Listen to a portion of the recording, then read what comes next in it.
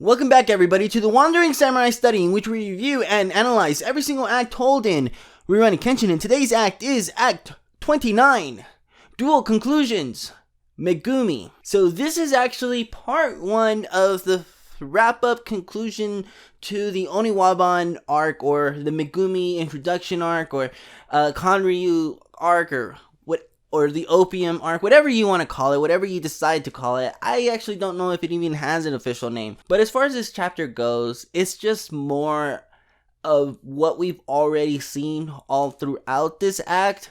So there's really not a whole lot new here. It's just kind of further expanding on the stuff that we've already seen from all of these characters, I guess. So let's do the chapter summary, and we'll talk about just that. Kenshin, Yahiko, and Sanosuke, the 3 top men of Japan, finally make it to the room holding Megumi. Just as they enter, Megumi, with her short sword, says her farewells to Kenshin by giving him medicine for his wounds and attempts her death. Sanosuke stops her, yelling at her for wanting to waste the effort that the group put to rescue her. Just afterwards, Yahiko notices the police beginning to raid the mansion. Since her knife was taken from Sanosuke, Megumi decides to turn herself into the police and allow her death to come through execution from dealing opium. Kanryu, in the custody of the police, rats Megumi out as an accomplice, and Kenshin, Yahiko, and Sanosuke deny it to the police. Megumi learns the truth about Kenshin's past through the exchange with the police, and decides that she will live her life to save others medically, just as Kenshin lives his life to save people with his sword.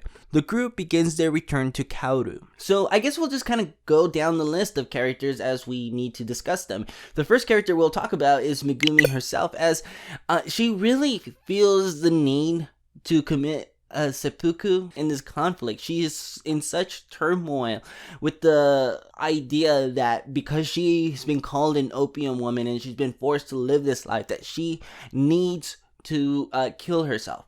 And I kind of think of this as likely to be a very Japanese mindset, a very traditional Japanese mindset. Just because throughout media and a usual understanding of Japan from an outsider's perspective, not actually going into the nuance of the country and actually studying the culture itself, but just from the outside looking in, it seems that we usually have this idea that when Japanese people feel a sense of shame, that their resolve is to commit suicide. I don't know how accurate this is actually in relation to Japan itself and the culture, especially in a traditionalist mindset, like covering eras from the Tokugawa and Meiji, and in relation to the actual time period that we're discussing momentarily. But at least, like I said, from the outside looking in, it seems like that seems to be the case. In Japan, you must always commit suicide to avoid embarrassment. I know that all of this is just told, though, for the reason that it's going to come up in the end where she decides to not kill herself on the behalf of what Kenshin said to her. That is why I believe, from a narrative perspective, why she is so insistent on her execution, so that she may decide not to do it through Kenshin's words. So there is that. So next on the list is Sanosuke. Sanosuke actually takes the knife away from her and calls her an idiot, or he calls her a wench, telling her that if she goes and kills herself, everything that Kenshin and Yahiko, who almost lost their lives in order to get to this moment in front of her, would have been for waste. And I love this on a couple of levels. I believe that Sanosuke said this because it's technically true. Yahiko and Kenshin were the ones that were in more danger of getting shot when the bullets were firing than Sanosuke, because Sanosuke wasn't technically in the room the moment that the bullets began. And eventually he did make his way into the room, but he easily could have stayed outside or just stay out of range long enough where it didn't necessarily matter if he was in the room or not. And Kenshin and Yahiko were there right from the beginning. But even if Sanosuke actually made it into the room and was actually in the thick of it at some point, which I'm guessing that he was, because Sanosuke is that type of guy. He's not gonna cower out in the hallway waiting for the coast to be clear. Sanosuke was in there. He certainly wasn't the target, and so when he says Kenshin and Yahiko, I think he's really meaning Kenshin, but he's including Yahiko because Yahiko was there as well, but Kenshin was kind of the main target from Konryu's bullets.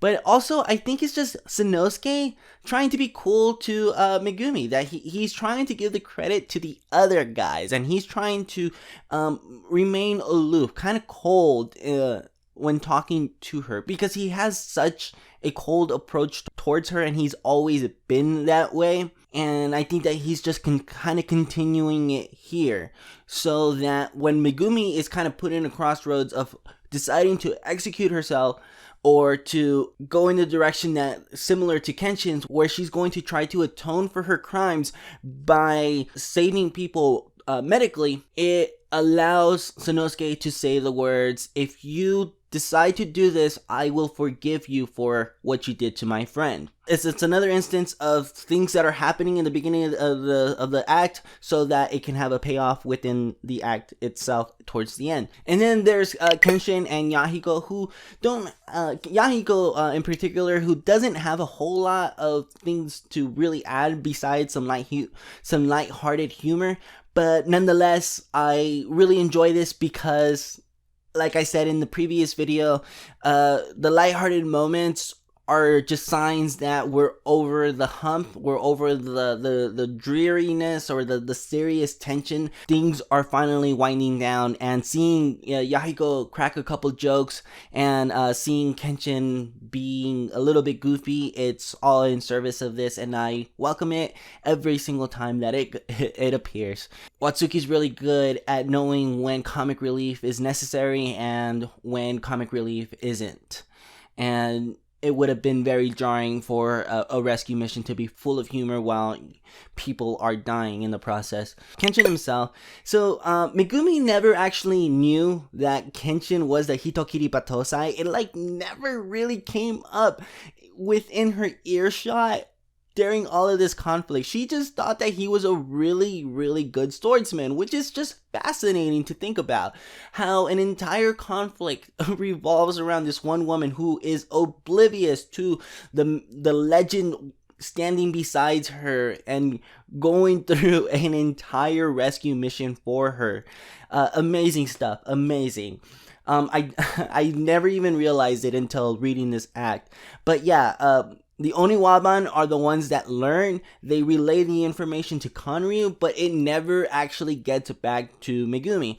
And when Kenshin is at the mansion gate and he starts his invasion of the mansion with the other two, Megumi, I believe, was already passed out, and so it was just Konryu and Aoshi in the room discussing the matter. Speaking of Konryu's face is jacked. I loved that in this act, it's almost like if he was drawn in a comical way, just because the act is, or the storyline is pretty much through. But Konryu, at this point, he's a joke, and it shows in his face, because the way that Kenshin left his face afterwards is really, really messed up. But it just kind of continues. It never reverted to a normal looking face or just a face with a big bulging bump. It remained the way it was drawn in the previous act, which I love just for the joke of it, but also just for Konryu at this point no longer even being a threat because he's in custody. And again, he's a joke. He's in handcuffs and he's trying to run his mouth, and while the police have him in custody, he's trying to point the finger at Megumi so that Megumi is taken down as well. And when Kenshin gives him the Batosai eyes and says, "Quiet, you." But with the mansion full of police, there is a line of dialogue before Megumi and Kenshin and the group come out, where the police chief says something along the lines of being surprised that he is in the mansion and being surprised that there was a Gatling gun in the basement. It gives me the impression that the police has been keeping tabs on Conryu for a really long time, and they've just been waiting for the opportunity to storm the mansion and get him. And I guess it was the Gatling gun, the sound of the bullets that finally did it. And I really love this because I don't think that this is in the anime. The story kind of just ends and things wrap up, but we don't actually see what happens with Conryu with the being in, well, with his face being as jacked up as it is. But we also don't see the police storming the mansion and the fallout with how Megumi is able to get out of there. I feel like it was just kind of wrapped up in dialogue, but we actually get to see it here. So the final thing to mention is that Aoshi is gone, and so are the heads of his former comrades or his former teammates. But really, that was just kind of the cliffhanger of the act, and we'll go ahead and talk about that next week. I just find it very interesting that detail is there, because it's very surprising when you actually see the four heads gone, like the body's just there headless. And that, ladies and gentlemen, is the end of Act 29 of the Wandering Samurai Study and Rurouni Kenshin.